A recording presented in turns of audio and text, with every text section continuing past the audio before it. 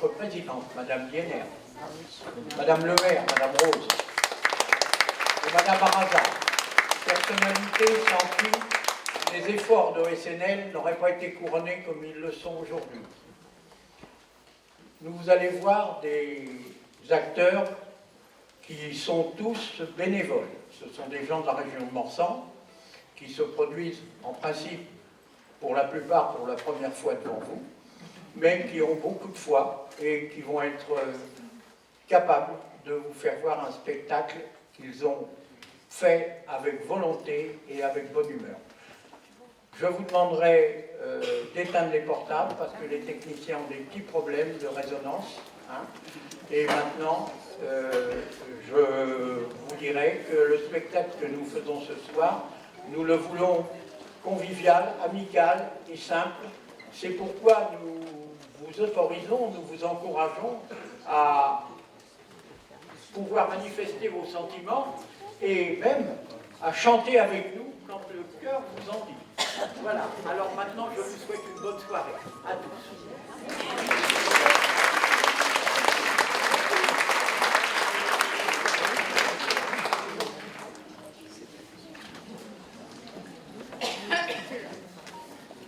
Chers amis, ayant la chance d'arriver à un grand âge, j'ai le privilège d'avoir vécu, bon, de plus ou moins près, de grands événements qui ont marqué l'histoire de la France et ma propre vie. Malheureusement, pour beaucoup, ces événements sont oubliés. Aussi, j'ai l'intention de les rappeler à mes petits-enfants et à vous tous, chers spectateurs, si vous le voulez bien. Oui. Eh bien, alors voici. Dans ma prime jeunesse, c'était en 1936, le Front populaire a instauré des congés payés. Oh, c'est une vraie aubaine pour les gens de conditions modestes. Pour la première fois, des familles partent en vacances. Les enfants vont découvrir la mer. C'est la joie. D'ailleurs, voyez,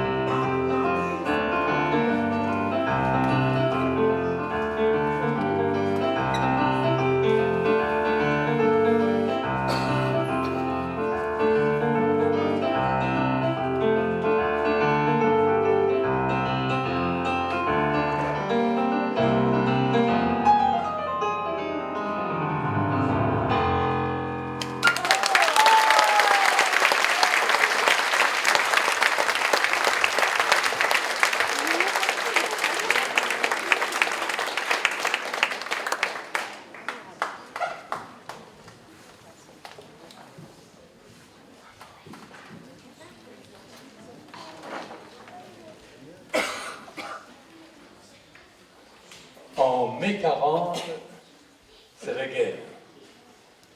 Mon père est fait prisonnier. Pour nous, c'est la débâcle.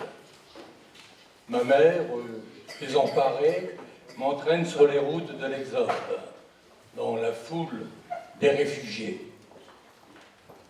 Et c'est peut-être pour ça que ce mot, réfugié, aujourd'hui encore, ne me laisse pas indifférent.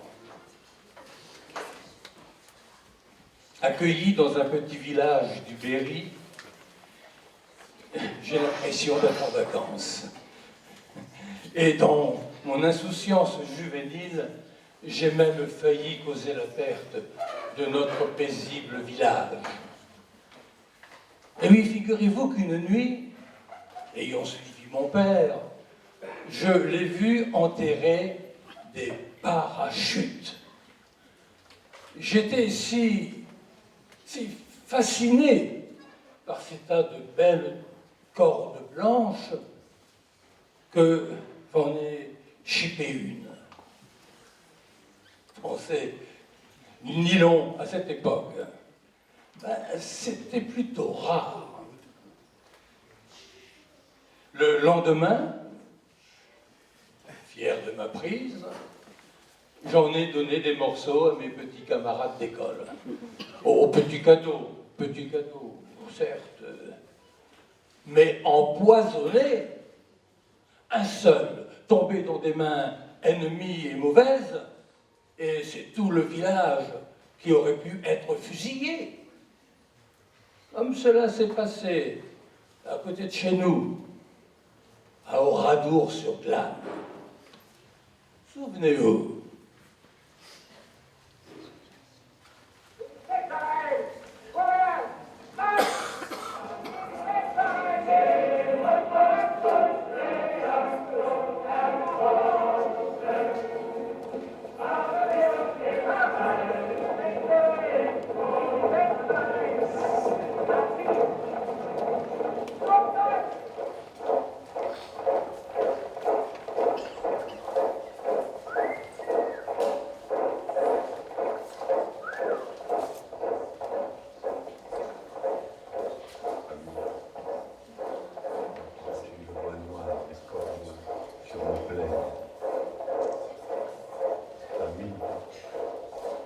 Entends-tu les cris sourds du pays qu'on enchaîne?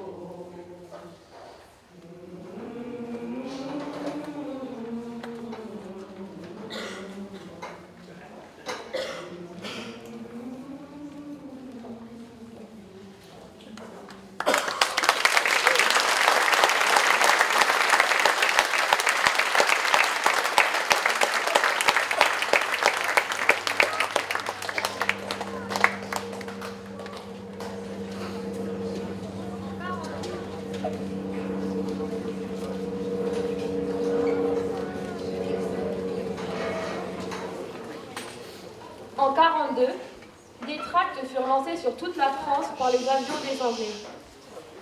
Ces tracts, c'était le poème Liberté de Paul Éluard. Sur mes cahiers d'écolier, sur mon pupitre et les arbres, sur le sable de neige, j'écris ton nom. Sur toutes les pages lues, sur toutes les pages blanches, pierre, sans papier ou cendre, j'écris ton nom. Sur mon chien gourmand et tendre, sur ses oreilles dressées, sur sa patte maladroite, j'écris ton nom. Sur mes refuges détruits, sur mes phares écroulés, sur les murs de mon ennui, j'écris ton nom. Sur l'absence sans désir, sur la solitude nue, sur les marches de la mort, j'écris ton nom. Et par le pouvoir d'un mot, je recommence ma vie. Je suis née pour te connaître, pour te nommer, liberté.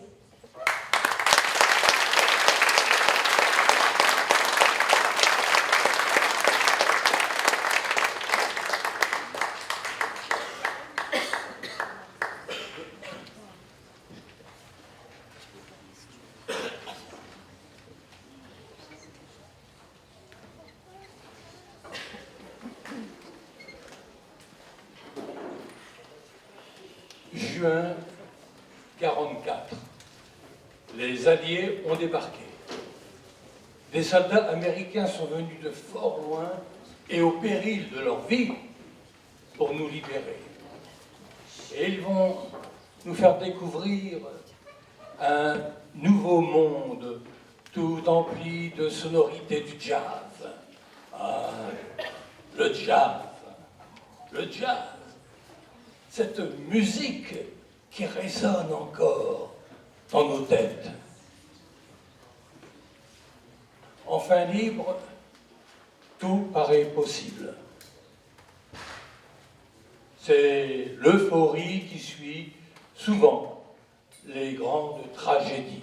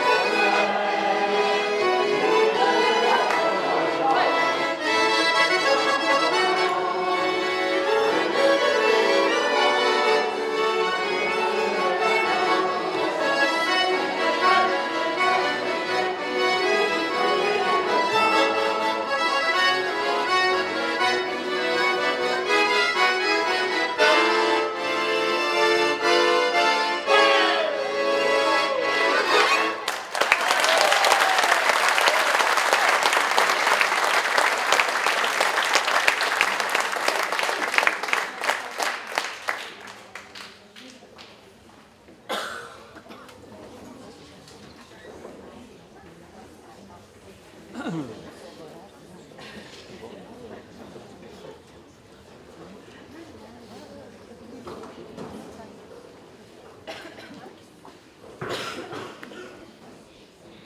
avril 1945, les femmes obtiennent le droit de vote. Aragon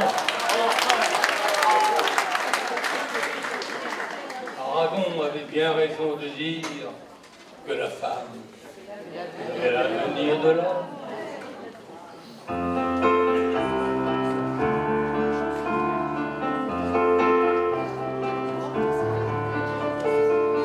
Le poète a toujours raison, qui voit plus haut que l'horizon, et le futur son royaume.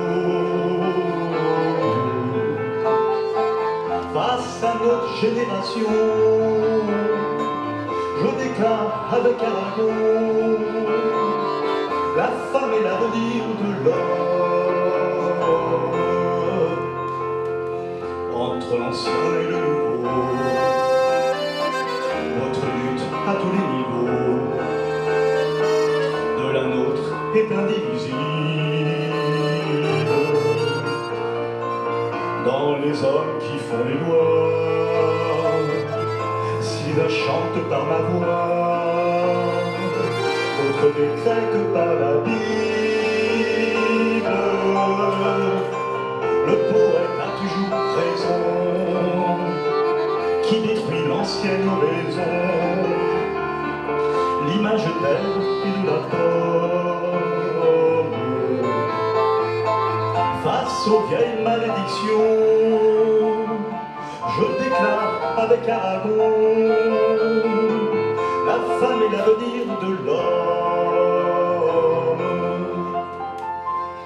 Pour accoucher sans la souffrance, pour le contrôle des naissances, il a fallu des millénaires. Si nous sortons du Moyen-Âge, au siècle d'infini servage, pèse encore lourd sur la terre. Le poète a toujours raison, qui annonce la floraison d'autres amours en son royaume. Remet à l'endroit la chanson et déclare avec Aragon, la femme est l'avenir de l'homme.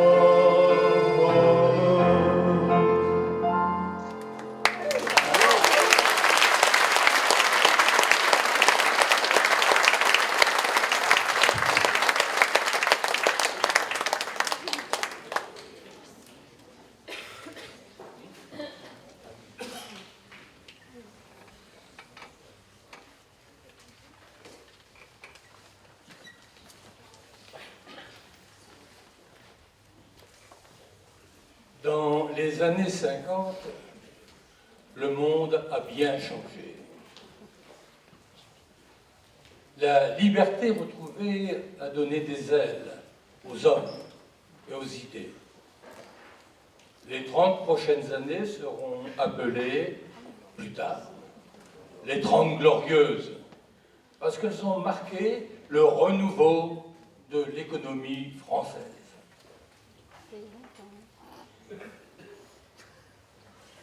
La vie est devenue plus facile, il est vrai, mais pas pour tout le monde, comme le souligne l'abbé Pierre dans son pathétique appel à la solidarité.